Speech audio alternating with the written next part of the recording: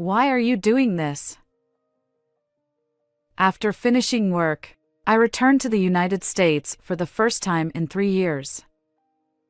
Having received the news of my daughter's pregnancy, I decided to surprise her and her husband by visiting their home.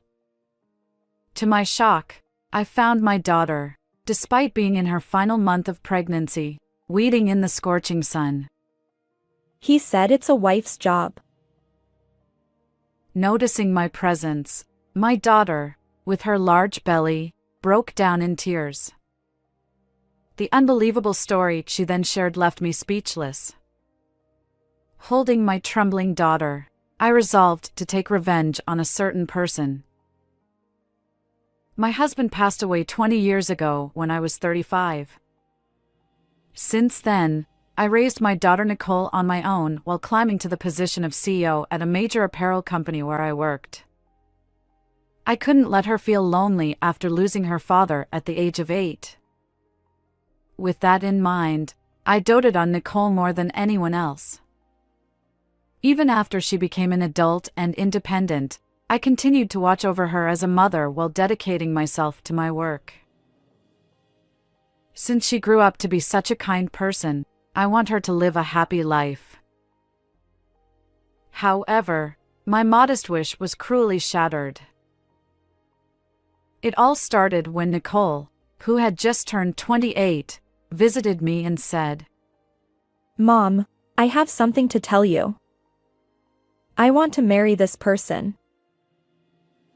I had a feeling she was seeing someone, but Nicole introduced me to a man who was a year older than her. Nice to meet you, I'm Michael Miller. I work in the apparel industry too, though at a small company. Dressed in a sharp suit, he smiled at me, showing his perfectly white teeth. It seemed they had met through a mutual acquaintance and hit it off immediately. After dating for a few years, he finally proposed to her. Nicole was already of a good age for marriage, so I had no objections to the idea itself. However, there was something that bothered me a little. Actually, I haven't had breakfast. Could you get me something to eat? Shortly after coming into the house, Michael said this with a smile. He probably didn't mean any harm, but I was a bit taken aback that he would make such a request to his girlfriend's mother on their first meeting. Additionally, from the moment he arrived, Michael had been looking around the room as if he were inspecting it. Since I had put some effort into the interior design, he might have just been interested, but his gaze felt somewhat unsettling. However, Nicole didn't seem to mind his behavior at all. Maybe I'm just overthinking it, I thought. Just then, as Michael was eating the snack I had prepared, he suddenly looked up. Actually, I have a favor to ask you. According to him, despite their discussions about marriage, they hadn't found a suitable place to live yet. So, if it's all right, could the two of us live in this house? This house is spacious, right? If it's a bother, we'll keep looking. Nicole added hesitantly, supporting Michael's request. Indeed, as they said, my house was quite large and spacious enough for the three of us to live comfortably. Even so, it's a bit strange for Michael to bring this up. Despite my slight unease, I agreed with his proposal. After all, I had something to discuss with them as well. In that case, it's perfect timing. I have to go abroad for work in 3 months. In fact, I was scheduled for a 5-year overseas assignment to work on a major project crucial to the company's future. I had been wondering what to do with the house during that time. I trust you both, so I'll let you stay in the house for 5 years. Really? Wow. That's fantastic. Michael's enthusiastic response to my answer made me a bit worried about whether Nicole would be alright marrying this man. As a parent who had always prioritized Nicole's well-being, I might have been overprotective. Mom, thank you. I'm going to be happy. Even so, seeing my daughter smiling brightly in front of me, I couldn't possibly oppose this marriage. However, I would later deeply regret this decision. After witnessing their wedding, I left for my overseas assignment as planned. The project was a major one for the company, making me busier than I had ever been in the United States. Despite this, I kept in touch with my daughter through bi-weekly phone calls. Gradually, I noticed a change in our conversations. "How's married life?" Oh. Yes, it's fun and I'm happy. Even over the phone, I could tell that Nicole's voice lacked its usual energy. When I asked her if something was wrong, she would brush it off with, "It's nothing," or "You're imagining things." One winter day, I was shocked when Nicole answered the phone with a hoarse voice. "What happened to your voice?" Yes, I have a bit of a fever. But I need to make Michael's meal. "What are you talking about? You need to rest at times like this." But it's my job.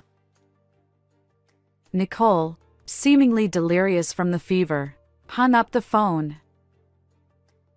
Even if she usually handles the housework, she shouldn't have to work when she has a fever. What on earth is going on in their marriage?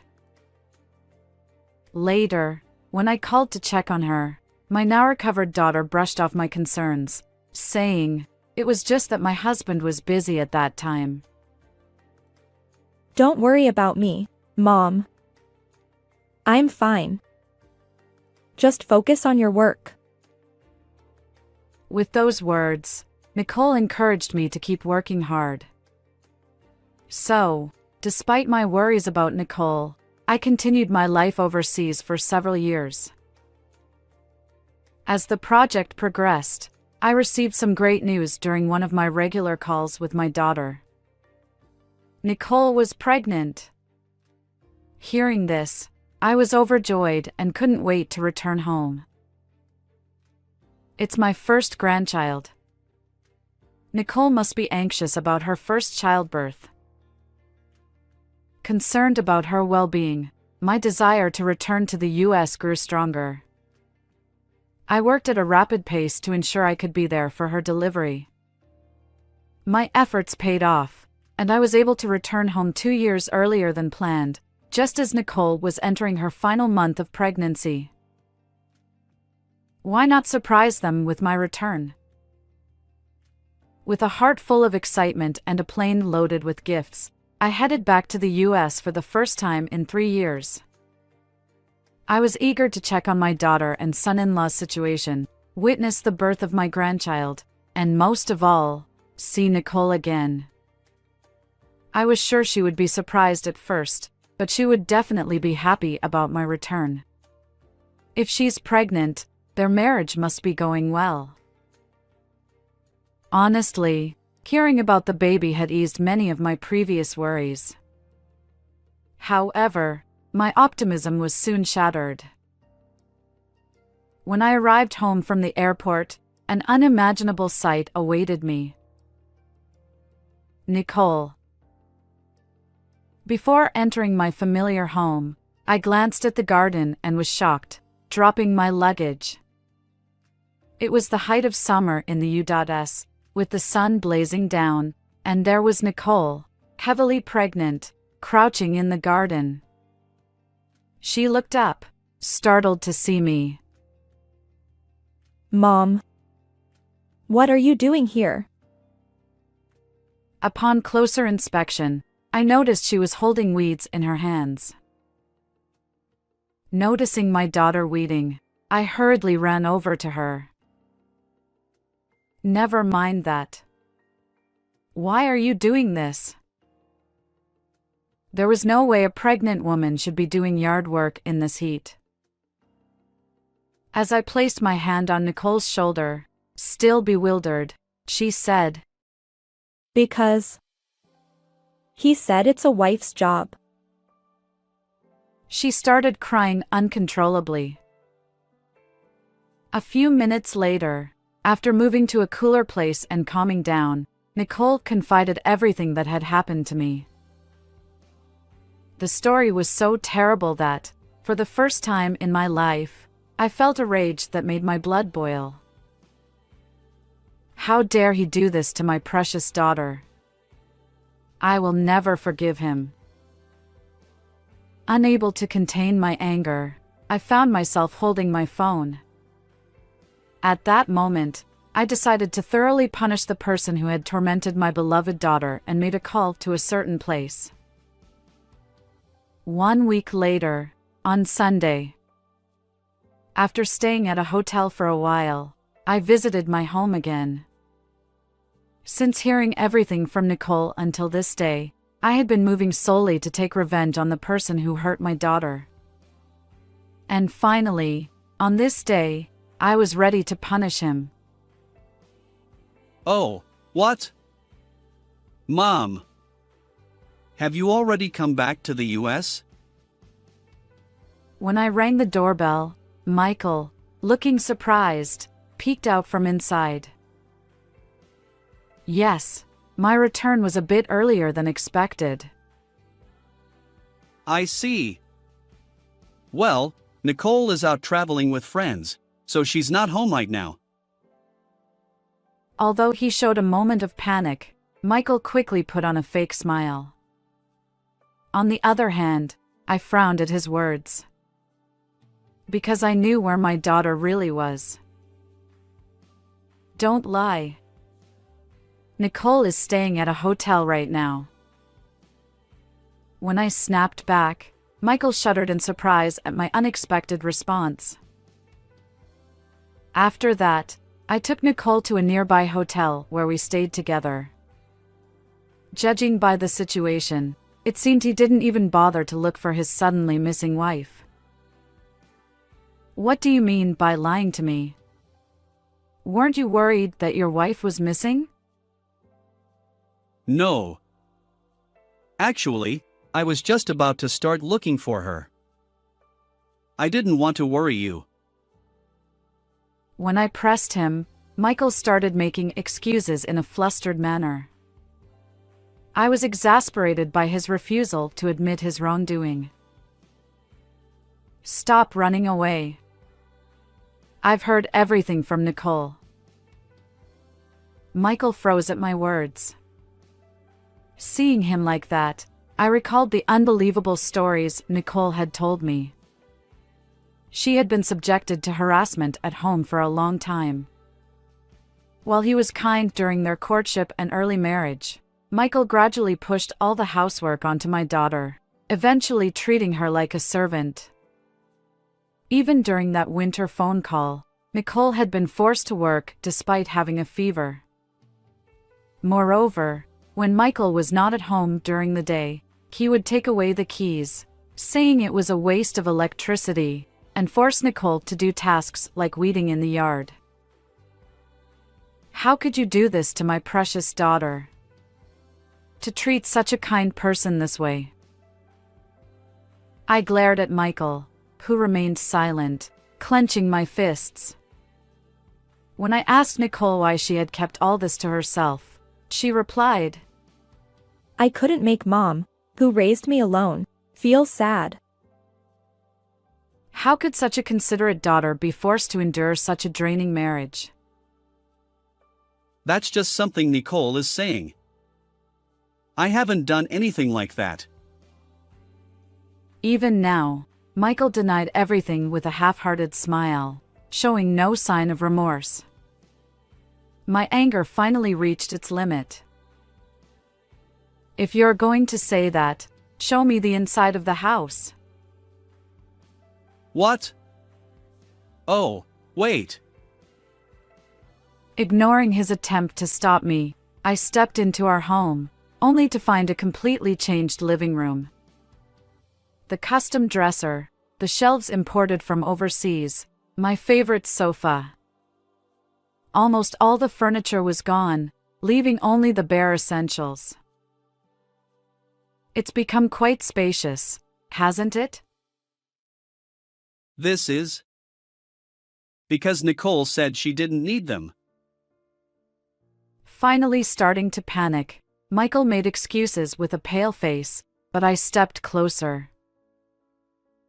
Enough of your lies. I know you sold the furniture to spend on your mistress. At my shout, he gasped. After hearing the shocking truth from my daughter, I contacted a detective agency. For the past week, they had thoroughly investigated Michael's behavior. As a result, it was revealed that he had been neglecting my daughter and having an affair. According to the detective, Michael was quite generous during his dates, likely spending a significant amount on his mistress. This can't be. Why would you investigate me?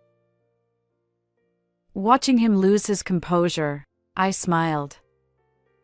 I had one final punishment prepared for Michael. Of course, you'll be divorcing my daughter. But you'll probably be fired from your job too. As expected, his eyes widened at this statement. What? Why does my job have anything to do with this? I've been working on a project overseas, and it's been decided that we'll be acquiring several companies. Yes. One of them is your employer. The shock was so great that Michael began to tremble. It was purely coincidental that we were acquiring his company, but I wasn't going to let this opportunity go to waste. I had informed the president of Michael's company about everything that had happened to Nicole. What they decide to do with you is up to them, but if it were me, I wouldn't employ someone who harasses his wife, cheats, and sells other people's furniture without permission. In my words, Michael finally broke down. No way. I married Nicole, the daughter of a big company, and now it all means nothing. Pulling at his hair, Michael finally revealed his true, ugly feelings, clinging to me with a pale face. Please. Could you tell my boss that it was a mistake? I'll apologize for everything I've done. I'm begging you. Desperately grabbing my hand, Michael pleaded, but I looked at him coldly. At first, I was angry at myself for not stopping this marriage, but ultimately, he was the one at fault. There was no room for sympathy for Michael, who had intended to mistreat Nicole from the beginning. I will never forgive you. Live your life regretting what you did to my daughter. With that, I shook off his hand and headed back to the hotel where my daughter was waiting, without looking back. In the end, Nicole divorced Michael. He ended up with a debt of $240,000, including $40,000 in alimony and $200,000 for the furniture he sold without permission. Moreover, due to my report and his habit of boasting about my influence at work, Michael was fired from his job. On top of that, his parents, who learned of the situation, disowned him, leaving him without a home, job, money, or family. Meanwhile, I returned to the US and now live happily with Nicole and her newborn baby. From now on, the three of us will work together to build a warm and loving home. How did you like this story? Please don't forget to subscribe to the channel. See you in the next video.